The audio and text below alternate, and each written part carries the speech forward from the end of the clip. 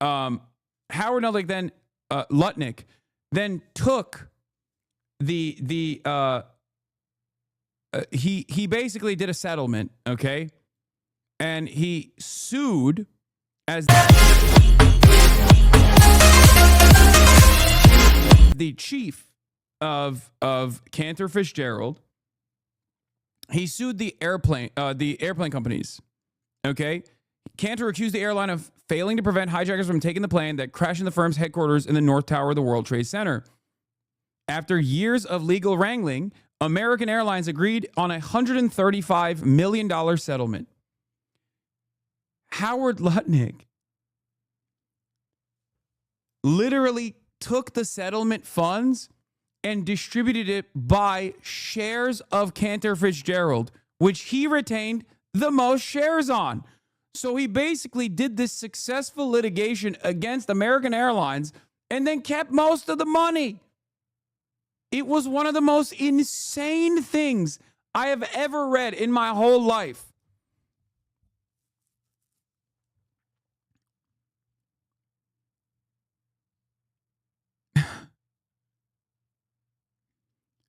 It is so, it's like comical, okay? It's comical levels of evil.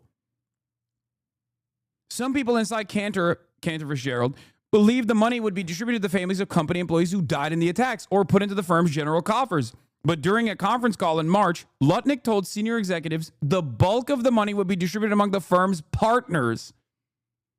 Dog, what do you mean? Am I dumb? Why is that bad? Why is that bad? Chatter.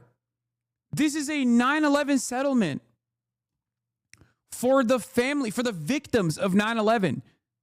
The many people that died, like almost the entire fucking firm was wiped out on 9/11 because they were in the Twin Towers. And he took the money. Are you kidding me? He basically kind of robbed the fucking victims and the family members of the victims of 9/11.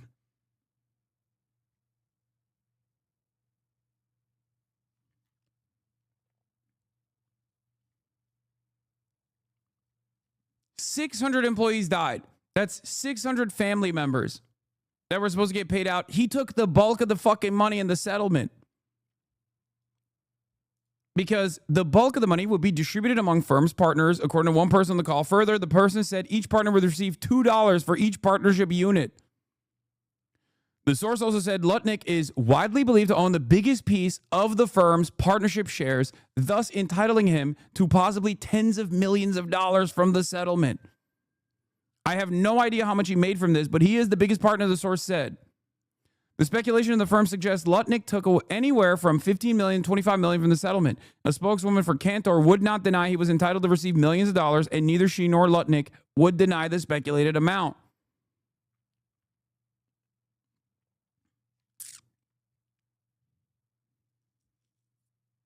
A senior executive at Cantor said the manner in which the settlement was distributed, including the chunk of money Lutnick received, is entirely appropriate, says Cantor never promised family victims a portion of the money in the first place.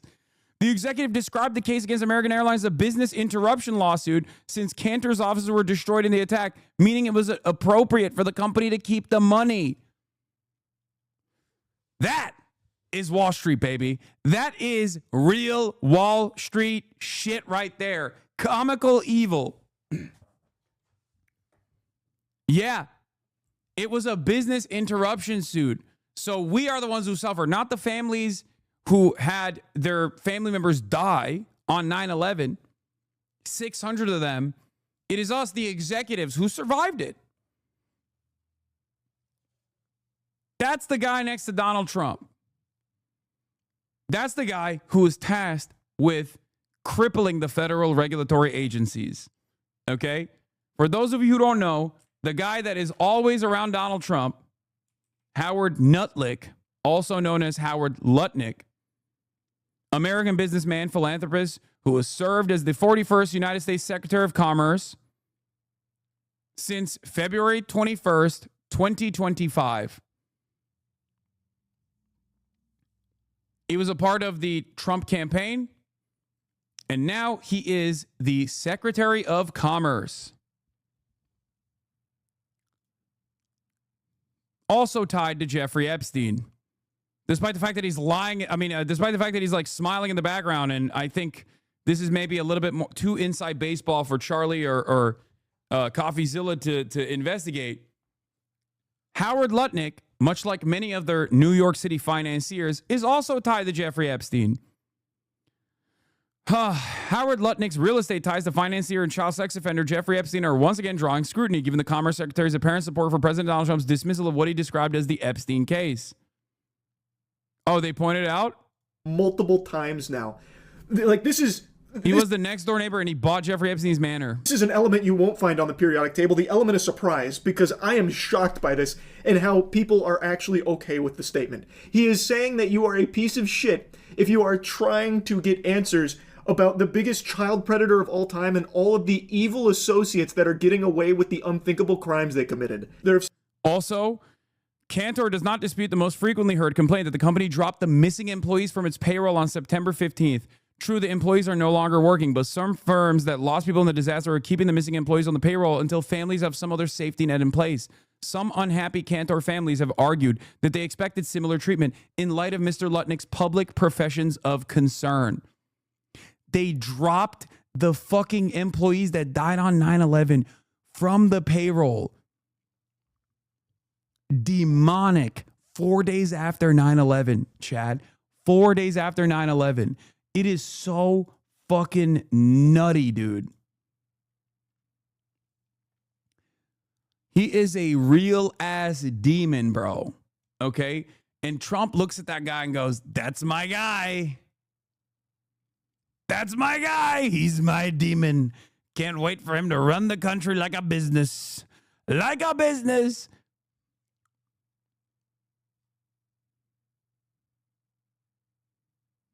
Art of the deal, baby. Still been no arrest or anything even close to it, and he is now calling even people in his most tight-knit groups of enthusiasts that sing his praises and suck farts out of his butt all fucking day, calling them weaklings if they care about this. It's unbelievable. Oh, also, there's a little interesting tidbit of lore about the guy who was laughing next to Trump. The guy next to Trump, looking on and laughing, as Trump says this is a big nothing burger. The only people who would deal in this kind of talk are fake news. That is Epstein's neighbor. That is Howard Lutnick, who has a house that was next to Epstein's place. You can see him laughing here. Isn't that fascinating? If this was a TV show, people would criticize this for bad writing, being like... Also, if this was a Democrat, the Republicans would literally be up in arms already. Like, they would be trying to actively assassinate the leadership. Okay? As a matter of fact, a big part of the reason why people on the Republican side care about this so much is because of the understandable fascination they have with the deep connections that the Clintons have with the Epsteins. I want answers for that as well, because I'm not a fucking partisan shill. I don't give a fuck. This transcends beyond politics. This is precisely the reason why I say, for a lot of Americans who don't have any sort of like materialist perspective, materialist framework, this is like class politics for them. This is the societal elites engaging in illicit behavior in a way that they can understand, in a way that they are fascinated with. Like, too in your face. I mean this legitimately. The government thinks this is the most real version of the cabal. You know what I mean? Of the deep state pedophilic elite cabal. This is like the most real version of that. Okay? They're not doing like they're not sacrificing things for some like unforeseen God or whatever. Like, that's not the truth. That's not the case. But like a complex intelligence-backed blackmail operation that ties a lot of societal elites together. We want to know the fucking involvement. We want to know the level of involvement. It's not about adrenochrome, but we want to know who did what. Why did they do it? What did they do? What was the extent of their involvement with a person like Jeffrey Epstein? You are a fucking imbecile. They think you are a buffoon. that can't think for themselves at all, can't rationally, sensibly think about anything, so they can just piss in your face and tell you it's raining, and you'll smile about it and nod and say, thanks, you're right. I mean, and I guess they're actually kind of right here, because there are so many people that are just buying into this and moving on from it. Yeah. Mr. President, I know you want to move past all this intrigue over the Epstein files, but I do want to ask you to clarify something you said this morning. You said this was all a hoax. Has your Attorney General told you this was a hoax? What evidence have you seen of that? No, it's not the Attorney General. No, I know it's a hoax. It's started by Democrats. It's been run by the Democrats for 4 years. You had Christopher Wray and these characters and Comey before him. And does he just actually think everyone in this country is Drew Barrymore from 51st States that just forgets everything after a few seconds? Goober, you literally made the promise multiple times that you would release the Epstein information and all of that shit. People around you made the same promises, and now it's just crickets and just falling in line with your delusional attempt here to convince people that it's all some kind of hoax. Nobody is buying that. Nobody that's not on payroll, that is buying that. It is absurd. If this was constructed by the Democrats, surely they would have used it as a weapon against you for the last 4 fucking years that you just mentioned. They would have definitely dropped this information as a means of attacking you. Literally anybody could tell you the same thing. The immediate question that gets raised in people's heads when you keep spreading this stupid fucking lie about it being some kind of engineered hoax is, well, why are you just now saying that when you campaigned on releasing this information? It was a part of your campaign. What is the hoax exactly that the people are on the list? The conspiracy that he didn't kill himself? No, we don't even fully understand what the hoax is, because Donald Trump just kind of says it's a hoax, but he doesn't like actually say what is the hoax. That's the other thing. It's like Donald Trump, under different circumstances, is usually fairly good at like manipulating the conversation, driving people's attention to something else. This is one of those moments where he's like caught with his pants down, pissing against the wind, where he's like, oh, it's a hoax. And people are like, what is the hoax here? Like, what is the fucking hoax? Like, did Jeffrey Epstein not do it? Was he innocent? Like, what do you mean it's a hoax? And he's basically approaching this in a fairly careless manner, throwing shit at a wall and seeing what sticks. First he said, we'll release the files. First he said he's gonna release the files. Then when he came into office, they did a phase 1 of the release and everyone was like, this is shit that we knew already. What the fuck's going on? You didn't release anything. And then Donald Trump came out and was like, why are people asking about Jeffrey Epstein? It's not a thing. There's no files. There's no list. Shut the fuck up. And then he came out and said, there is a list, but the list was created by Obama and Joe Biden. And that there's a lot of fake, phony stuff in the list. And it's like, okay, well, what is it? So there is a list. Let's see the fake list.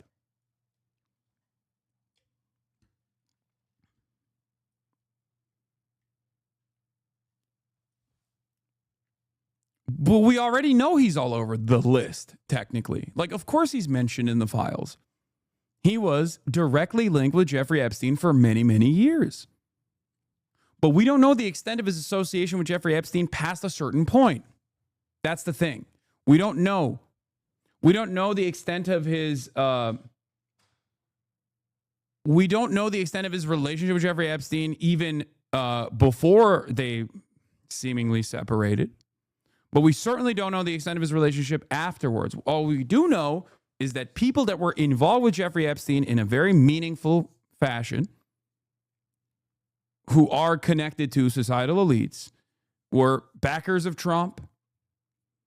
Alan Dershowitz, obviously one of the famous examples, was Jeffrey Epstein's friend and also lawyer. But then beyond that, and he is one of the people that have been sued by a victim, Virginia Giuffre, who passed away recently. But outside of that, I mean, like we've talked about before, Alex Acosta was Donald Trump's labor secretary. Alex Acosta was the prosecutor that gave Jeffrey Epstein that initial sweetheart plea deal. So there are a lot of these people that just like keep coming up over and over again, which have like, a 7 degrees of Kevin Bacon style association with Jeffrey Epstein. And it's not even 7 degrees. It's like directly involved with Jeffrey Epstein. There are so many people who are either directly or one person removed from Jeffrey Epstein all over every single administration.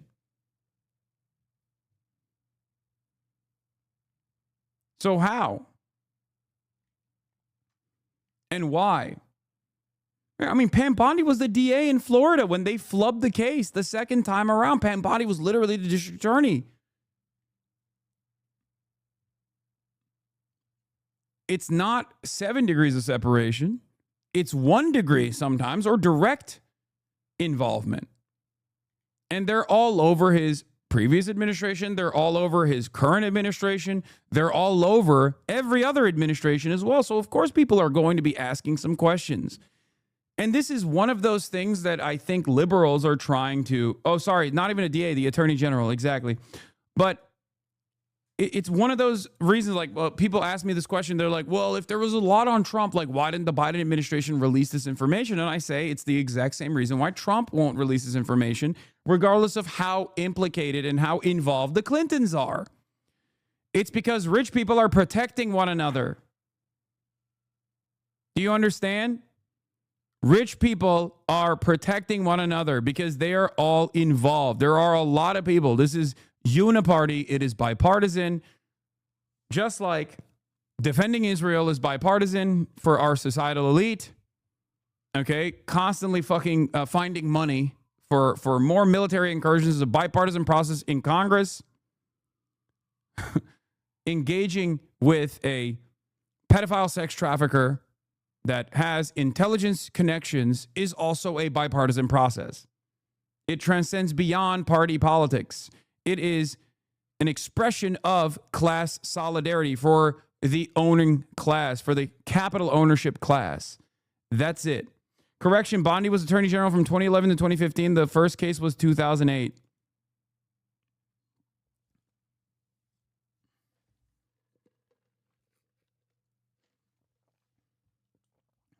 Thank you for the correction. I was wrong.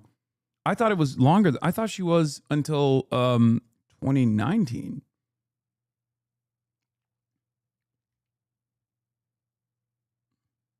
And I think before that, she was a district attorney, no? Wait, let me look up. Yeah, I think she was a DA under Alex Acosta initially, and then she became the Attorney General. She was Attorney General from 2011 to 2019. Exactly. Yes. And then in 2019, she became